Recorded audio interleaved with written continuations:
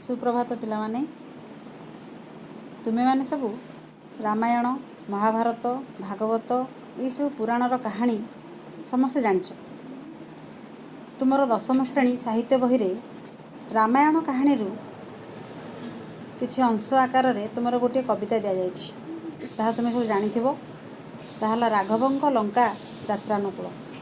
ए राघवंक लंका जत्रानुकूलर कवि हेउछन्ति रीतिजुगीय कवि कवि सम्राट उपेन्द्र भंज। से ओडिया साहित्य रे बलिष्ठ कवित्व पाई उपेन्द्र भंज कवि सम्राट भाव परिचित।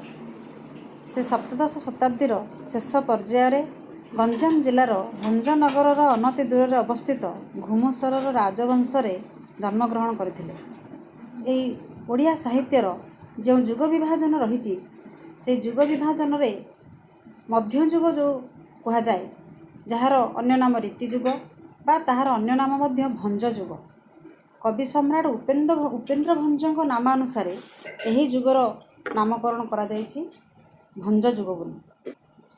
तेणु यही भंज जुगर श्रेष्ठ कवि बा रीतिजुगर श्रेष्ठ कवि उपेन्द्र भंज तांकर काव्य गुड़िक साधारणतः अलंकार प्रवणता। यही उपेन्द्र भंज कर काव्य को लक्ष्य कले आम देखा साधारणतः से किभली भाव से पांडित्यर अधिकारी थिले। से रामतारक मंत्र जप करी कवित्व लाभ करथिले। तेणु तांको रचित काव्य गुड़िक है कोटि ब्रह्मांड सुंदरी, लावण्यवती, वैदेहिश विलास, रसिक हारावली, प्रेम सुधानिधि, सुभद्रा परिणय, कला कौतुक, छांद भूषण आदि काव्य। यही मध्ययुग साहित्य पूर्वर आमर पंचसखा जुगर साहित्य चलीथिला एवं पंचसखा जुगरे साधारणतः भक्तिभावमूलक काव्य गुड़िक रचना करा जाउथिला। साधारणतः राधाकृष्ण प्रेमलीला राधाकृष्णकर लीला को नहीं काव्य कविता रचना करा जाउथिला। भजन जणाण चौतीसा चौपदी एभली भावरे साहित्यर धारा परिपुष्ट होइथिला।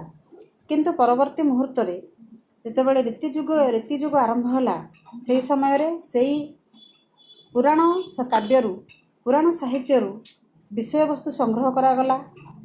विषय वस्तु तार से कहानी अणागला एवं ताकू तांकर काव्यिक चातुरी रे कवि माने रीतिजुगीय कवि माने तांकर काव्य रचना करथिले। उपेन्द्र भंज रस पंचक भली गीतात्मक आलंकारिक कृति मध्य रही।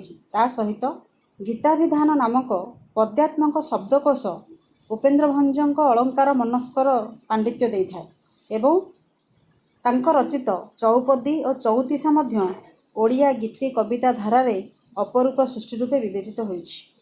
एही जेउ राघवंक लंका जत्रानुकूल कविताटी तुमे पाठ करिवो एहा से उपेन्द्र भंजंकर से कवि सम्राटंकर वैदेहिश विलास काव्य 40 छांदरु आनीत।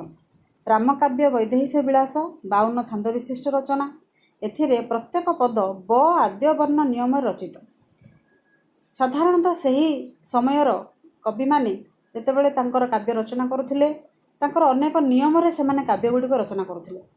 जेमिति वैदेहिश विलास ब आद्य नियम रे अर्थात प्रत्येक पदर प्रथम वर्ण ब रु आरंभ प्रत्येकटी पद। तेणु यही वैदेहिश विलास काव्यटी संपूर्ण काव्यटी ब आद्य वर्ण नियम रचित होइछि।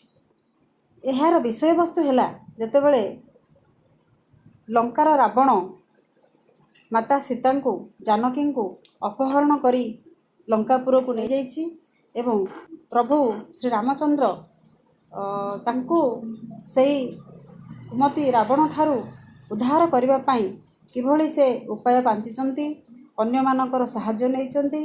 जेभली माता सीता से पतिव्रता थिले पतिगत प्राण थिले रामचंद्र मध्य एक पत्नी व्रत ग्रहण करथिले। तेणु से सीतांको छड़ा आ कौनसी द्वितीय पत्नी को मध्य से चाहती नहीं।